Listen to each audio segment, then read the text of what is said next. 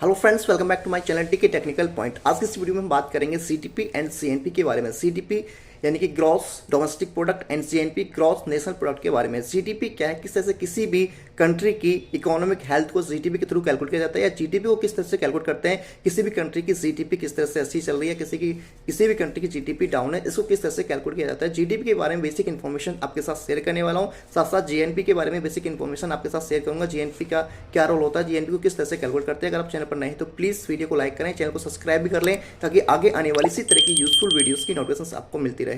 आपने अपने आसपास या किसी भी न्यूज़ चैनल में या किसी भी लीडर्स के थ्रू सुना होगा कि हमारे देश की जीडीपी इस नंबर पे है, जीडीपी ग्रोथ कर रही है, जीडीपी डाउन हो रही है, या फलाना ईयर्स में जीडीपी इस तरह की थी। जीडीपी के बारे में आपने काफ़ी कुछ सुना होगा, तो उसी जीडीपी के बारे में जानते हैं। जीडीपी का मतलब होता है ग्रॉस डोमेस्टिक प्रोडक्ट। ये है क्या, किस तरह से ग्रोथ करती है, किस तरह से किसी भी कंट्री के इकोनॉमिक हेल्थ में ये सपोर्ट करती है, किस तरह से इसको कैलकुलेट किया जाता है। जीडीपी यानी कि ग्रॉस डोमेस्टिक प्रोडक्ट क्या है? It is the total monetary value of all final goods and services produced within the boundary of a country in a 1 year। यानी किसी भी कंट्री के द्वारा एक साल के अंदर उसकी फिजिकल बाउंड्रीज के अंदर जो भी गुड्स एंड सर्विसेज प्रोड्यूस की जाती हैं उसको जीडीपी के अंदर कैलकुलेट किया जाता है, उसको जीडीपी कहा जाता है। यानी एक साल के अंदर किसी भी कंट्री ने कितनी सर्विसेज कितने गुड्स प्रोड्यूस किए, उसकी जो टोटल वैल्यू होती है उसको उस कंट्री की जीडीपी कहा जाता है। जीडीपी यानी कि ग्रॉस डोमेस्टिक प्रोडक्ट। ग्रॉस का मतलब यहाँ पे टोटल, डोमेस्टिक किसी भी कंट्री की बाउंड्री के अंदर। इंडिया की जीडीपी की बात करते हैं तो इंडिया की बाउंड्री के अंदर। एंड प्रोडक्ट क्या है, किसी भी कंट्री के द्वारा गुड्स एंड जितने भी गुड्स एंड सर्विसेज को प्रोड्यूस किया गया है with in 1 year, that is called product. तो यहाँ पे किसी भी कंट्री के द्वारा एक साल के अंदर उसकी बाउंड्री के अंदर कितने भी गुड्स एंड सर्विसेज प्रोड्यूस किए गए हैं उनकी टोटल वैल्यूज होती है, वो जीडीपी कहा जाता है उस कंट्री की। पैसे दो तरीके से कमाए जाते हैं, या तो किसी को प्रोडक्ट बेचकर या किसी को सर्विस देकर। प्रोडक्ट के अंदर जैसे कोई भी कंपनी जैसे टाटा है वो अपनी कार बनाती है, कोई भी कंपनी टॉयज बनाती है, या कोई भी और प्रोडक्ट बनाती है, इलेक्ट्रॉनिक आइटम्स बनाती है। सर्विस के अंदर क्या आता है, कोई भी डॉक्टर है या कोई भी वकील है वो अपनी सर्विस देते हैं, कोई भी प्राइवेट कंपनी में वर्क करने वाले वर्कर्स हैं वो अपनी सर्विस देते हैं। तो इस तरह से गुड्स एंड सर्विस को बेचकर जो भी वैल्यू आती है वो किसी भी कंट्री की एक साल के अंदर बाउंड्रीज के अंदर जो भी टोटल वैल्यू होती है उसको जीडीपी के अंदर कैलकुलेट किया जाता है। मान लो कोई भी यूएसए या अन्य कंट्री की कंपनी है वो इंडिया के अंदर आकर कुछ भी मैन्युफैक्चर करती है, तो उसको इंडिया के जीडीपी के अंदर कैलकुलेट किया जाएगा।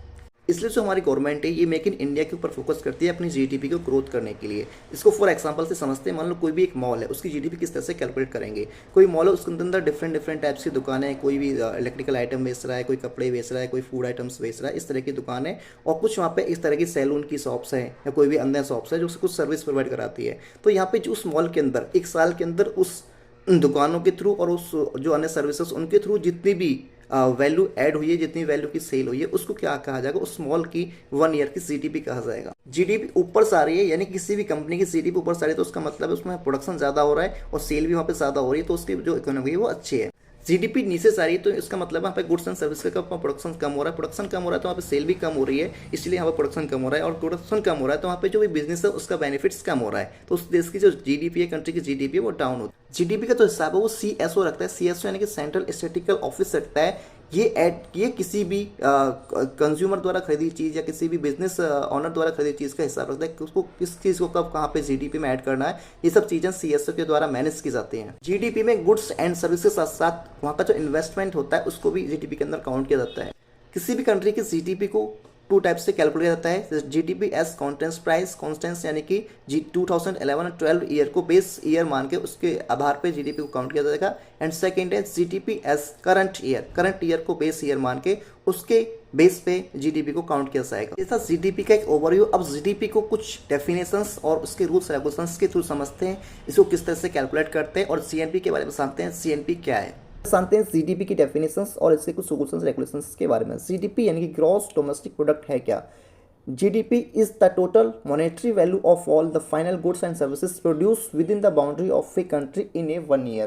यानी कि किसी भी कंट्री के द्वारा एक साल के अंदर उसकी बाउंड्री के अंदर जो भी गुड्स एंड सर्विसेज वहाँ पे प्रोड्यूस की गई हैं वो उस कंट्री की जीडीपी होती है। It include foreign and local companies production. इसके अंदर चाहे वो फॉरेन कंपनीज हो चाहे लोकल कंपनीज हो, उन सभी का प्रोडक्शन ऐड होता है। It is widely use to determine the size of economy of a country. इसके थ्रू किसी भी कंट्री का इकोनॉमिक साइज यहाँ पे डिटरमाइन किया जाता है। किसी भी कंट्री का इकोनॉमिक साइज क्या है उसको यहाँ पे पता लगाया जाता है। If we compare one country is richer than another, then we compare on basis on their GDP. अगर हमें किसी भी कंट्री को किसी दूसरे कंट्री से रिच, किस तरह से रिच है वो, इसको जानना है तो वहाँ पे हम उन दोनों की जीडीपी को कंपेयर करेंगे। There is two methods of calculating GDP, expenditure approach and income approach. यहाँ पे 2 मेथड्स हैं जीडीपी को कैलकुलेट करने के, उनको जानते हैं, expenditure approach and income approach. Expenditure approach का फॉर्मूला क्या है, GDP is equal to C plus I plus C plus X minus M. यानी कि सी यहाँ पे क्या है, कंज्यूमर स्पेंडिंग है, आई बिजनेस इन्वेस्टमेंट है, जी गवर्नमेंट स्पेंडिंग है, एंड एक्स क्या है, एक्सपोर्ट है, एंड आई क्या है, इम्पोर्ट है। इन सभी की वैल्यू इस फॉर्मूले में लिखेंगे हम, G D P equal to C plus I plus C plus X minus M. तो यहाँ पे हमारी जो जी डी पी है वो उसकी वैल्यू यहाँ पे निकल के आ जाएगी। सेकंड फॉर्मूला क्या है, इनकम अप्रोच। इसमें क्या है, G D P equal to national income plus statistical discrepancy and capital consumption allowance. इसके अंदर हम जो वैल्यू पुट करेंगे तो वहां पे हमारी जीडीपी की वैल्यू आ जाएगी। अभी तक हमने जाना था जीडीपी के बारे में, ग्रॉस डोमेस्टिक प्रोडक्शन क्या है, किस तरह से वर्क करता है। अब यहाँ पे जानते हैं जीएनपी, ग्रॉस नेशनल प्रोडक्शन, किस तरह से इसको कैलकुलेट करते हैं। It is monetary of all finance goods and services produce by a country citizens in A 1 year. यानी कि किसी भी कंट्री के सिटीजन्स के द्वारा 1 साल के अंदर जो भी गुड्स एंड सर्विसेज प्रोड्यूस की गई हों किसी भी अन्य कंट्री में भी रहकर, तो वहाँ पे उस कंट्री की जीएनपी वैल्यू कहलाती है। Whether these nationals are residing within the country और आउटसाइड द कंट्री।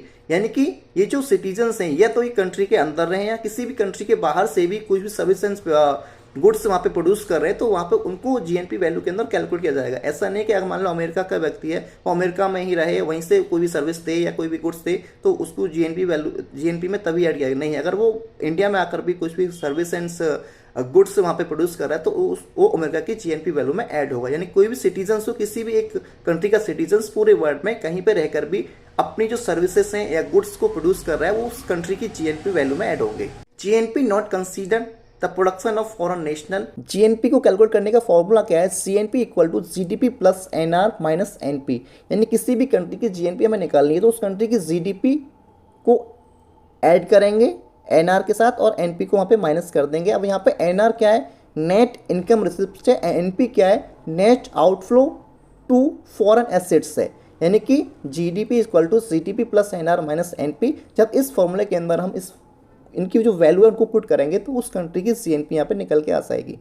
इस तरह से हमने यहाँ पे जाना GDP gross domestic production and GNP gross national production के बारे में। जीडीपी क्या है, किसी भी कंट्री की जीडीपी किस तरह से उसकी इकोनॉमिक हेल्थ को शो करती है, या किसी भी कंट्री की जीएनपी किस तरह से उसकी इकोनॉमिक हेल्थ को शो करती है। यानी जीडीपी और जीएनपी दोनों के डेफिनेशंस को समझा, इनके फॉर्मूलेस को समझा।